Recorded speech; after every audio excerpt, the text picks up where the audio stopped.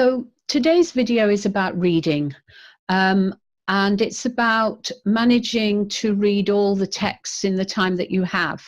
And I know for a lot of IELTS students this can be quite challenging, and some students tell me that they are quite slow readers and therefore they feel it's impossible for them to do the reading test in the time available. I'm a slow reader myself, to be honest. If I'm reading a story or something, it does take me quite a long time because I like to really digest what's there.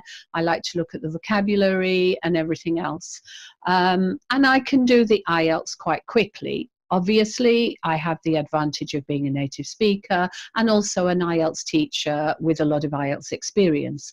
But what I want to do today is to reassure you that actually the speed of your reading doesn't really have an impact on whether or not you can complete the IELTS reading, because it's not really about the reading. It's not about comprehension or anything like that. It's simply a form of sort of matching text with questions. And even if you are a very slow reader, it is possible to be able to do the IELTS within the time quite comfortably, so long as you have a good understanding of language and a fairly wide vocabulary. So let's have a look at some ways that this works. Okay.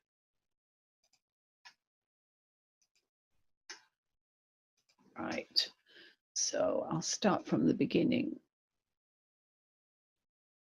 Bear with me, it's not working very well today. So as I mentioned before, it's about learning how to match the questions with places in the text and not so much about reading and comprehension. So you don't need to read and digest things.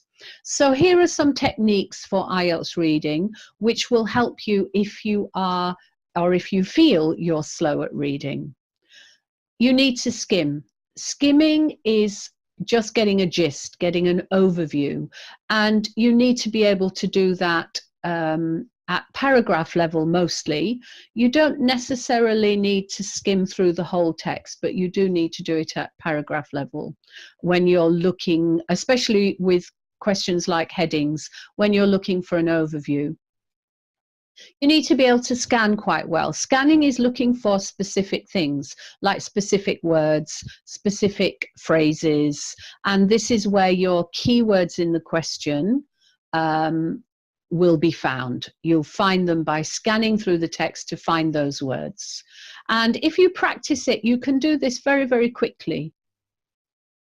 Keywords are absolutely critical. The more keywords you have in the question, the easier it will be to find the right place for the answer.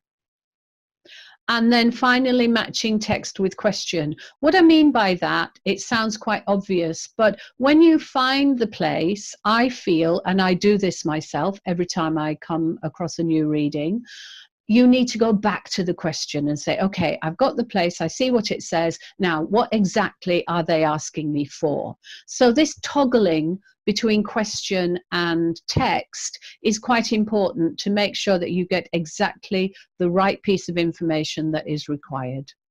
And then a bit of common sense.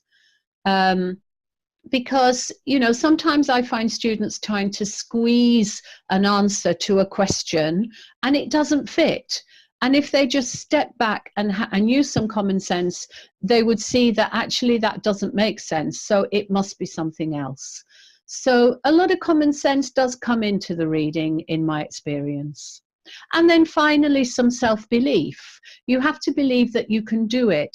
Often students will make mistakes because they don't have any belief in what they know in English. And if you use your common sense and you use your instinct, you can often find the right answer without a lot of doubt, without a lot of searching.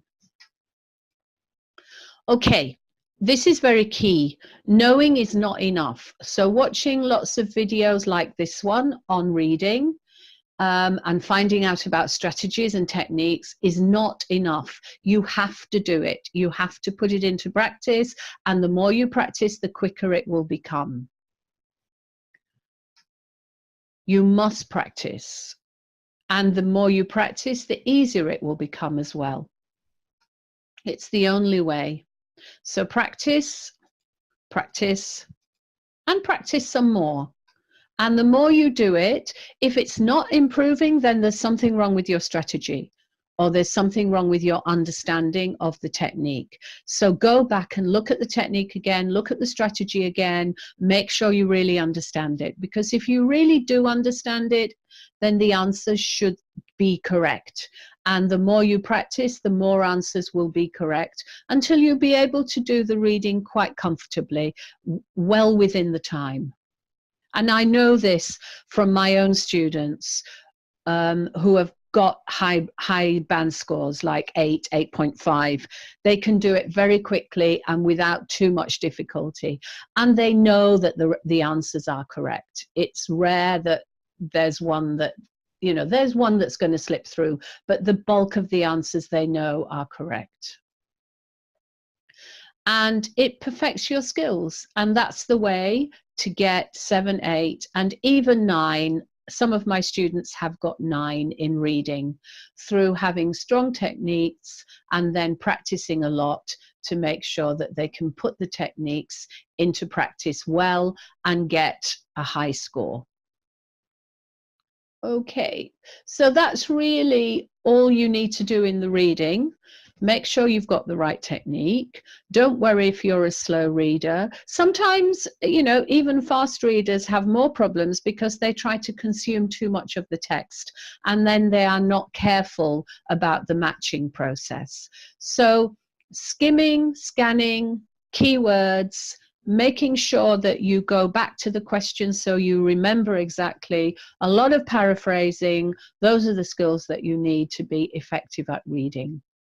There is more information on this topic in an article I wrote on my website, IELTSlearningtips.com, and you can also find other information on there about the reading test and about other aspects of IELTS.